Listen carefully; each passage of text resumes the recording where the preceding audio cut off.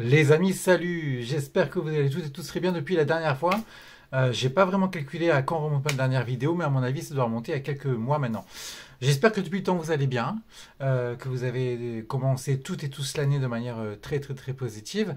Et comme je viens de débuter la semaine dernière, on va un peu poursuivre cette petite routine là, je pense assez positive, qui va vous permettre de connaître en début de semaine, bah, en fait, la tendance de la semaine qui va s'écouler et qui va vous permettre, en tout cas, de comprendre un peu quelles seront vos énergies tout au long de cette semaine. Alors, comme je l'ai signifié, je crois, hier soir dans mon message, il fallait du coup choisir trois cartes. D'accord. Donc, une carte parmi les trois. Donc, carte de gauche, carte du milieu, carte de droite.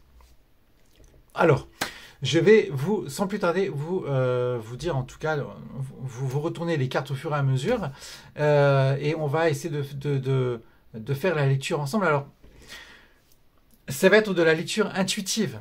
Évidemment, alors, ce que j'appelle intuitif, c'est quoi? C'est en relation avec l'intuition.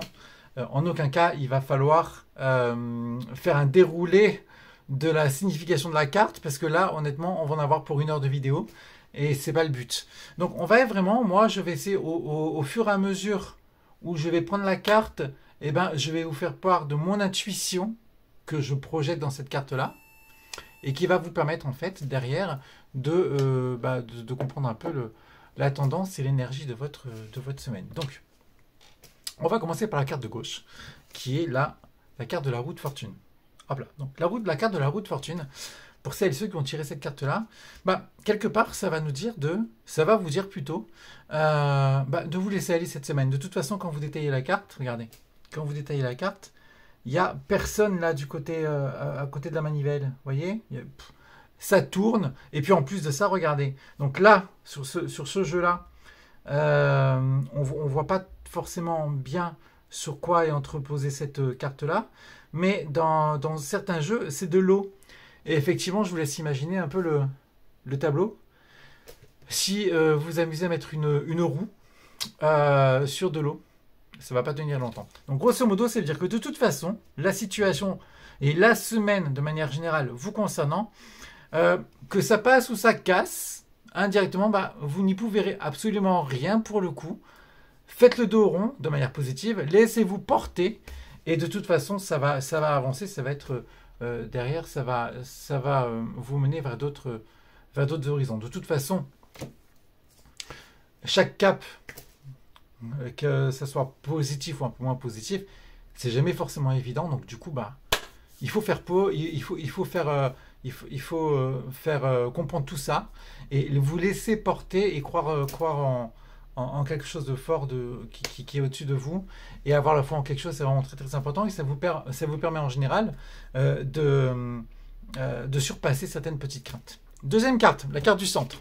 Alors, la carte du centre, c'est la carte de la lune. Alors, en ce moment, cette carte-là sort beaucoup. Je ne sais pas ce qui se prépare par rapport au pays, puis par rapport à tout ce qui se passe actuellement, mais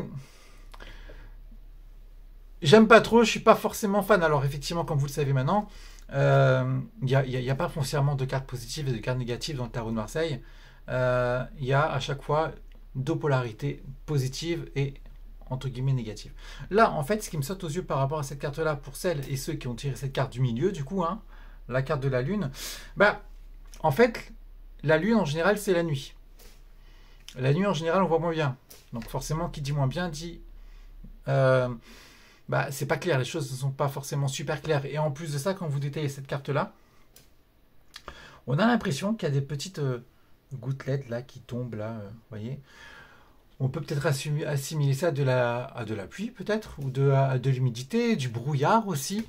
Donc effectivement, c'est flou, on voit pas très bien, c'est compliqué. Bref, c'est pas clair du tout. Donc en fait, ça va être un peu la semaine, la tendance de cette semaine par rapport à ça. Il va y avoir des choses sur lesquelles vous allez vous poser des questions, des choses qui vont pas être forcément claires et qui vont être un peu comme ça, vous savez, un peu comme les sapins de mer que vous n'allez pas forcément voir arriver, les gens qui agissent un peu de manière un peu sous-marin comme ça, peut-être pour vous nuire ou je ne sais quoi. Donc ça va être un peu ça, en fait, la tendance de cette semaine pour vous. Pour contrer ce, ces petites questions, ces petits doutes, bah, n'ayez pas peur de vous imposer. Vous imposer par rapport au problème que vous croyez et de croire en vous. En fait, je vous dis ça pourquoi? Parce que quand vous détaillez cette carte-là, je pense que ces deux personnages, vous voyez, on va dire ces deux personnages, deux animaux, et vous voyez, il y en a un qui prend le dessus et un qui est carrément soumis. En fait, il va falloir prendre la position de ce personnage-là, de vous imposer par rapport aux doutes que vous avez. Au moins, déjà, de manière énergétique, vous allez emmagasiner en vous des ondes positives qui vont vous permettre de vous imposer et de passer ce cap qui peut paraître un peu compliqué. Ça peut parler également dans certains tirages, et ça m'arrive régulièrement, de déménagement. Alors, je ne sais pas si certaines ou certains ont des projets de déménagement. En tout cas, fort à parier qu'il y a des choses qui se décantent aussi cette semaine. Regardez, on voit deux bâtiments. Donc en général, c'est des cours déménagement, c'est des régions, c'est des, j'allais dire des déménagements régionaux, pardon. Ouais, c'est vraiment même pas des régionales, hein, c'est vraiment dans la ville d'à côté. Vous voyez, c'est vraiment des cours déménagement, mais ça peut également. Donc voilà la tendance par rapport à cette semaine-là. Et du coup, on en revient à que des belles cartes. Hein. Du coup, la troisième carte, les cartes de droite, qui est pour le coup la carte du diable. Vous allez me dire, aïe aïe aïe, Johan, mais qu'est-ce que tu as tiré comme carte? C'est pas possible. Ben, en fait, cette carte-là me plaît bien. Elle me plaît bien parce que vous avez deux solutions cette semaine. Deux solutions. Soit vous vous laissez avoir la corde au cou, d'accord? Et quelque part un peu dominé à droite, à gauche, etc. Et un peu également soumis, hein, on voit, hein, regardez. On voit les espèces d'animaux, en tout cas de personnages qui sont attachés l'un à l'autre, et la personne qui domine là, vous voyez, soit vous rentrez dans la peau de cette personne là. Donc évidemment, moi je vous conseille la seconde personne. Donc le second choix, n'hésitez pas à monter sur votre piédestal. Et effectivement, quand vous détaillez cette carte là, très sincèrement, le personnage du diable dans le tarot de Marseille, bon déjà il est très moche, hein, faut dire ce qu'il est, il est un peu bizarroïde, hein, regardez, comme vous détaillez c'est un peu bizarre, hein.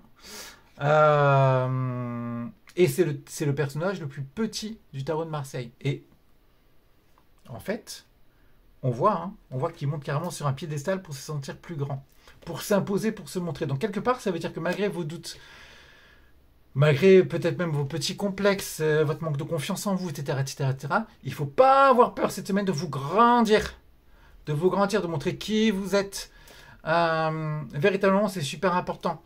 Et puis, même si on fait un melting pot de tout ça, et que cette semaine, vous traversez une semaine où vous êtes attaché à quelque chose de compliqué, vous êtes soumis à quelqu'un, n'ayez pas peur de vous imposer vis-à-vis de cette personne-là, de vous grandir, et faire fi totalement de vos doutes pour montrer qui vous êtes, tout simplement.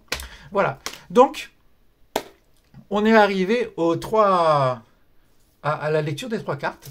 J'espère que ça vous a plu, que vous y voyez un peu plus clair sur ma manière d'aborder un peu le tarot de Marseille et tout ce qui va avec. Je vous souhaite à toutes et tous une très très bonne fin de journée. Profitez bien de vous, de vos proches. Et je vous dis à la fin de semaine prochaine pour faire de nouveaux tirages. Probablement avec un tarot également, mais je ne vous dis pas lequel. Peut-être que ce sera notre tarot, on verra. Voilà. Très belle journée à vous. Profitez bien, bonne fin de journée. Et puis, grosse bise les amis. Salut.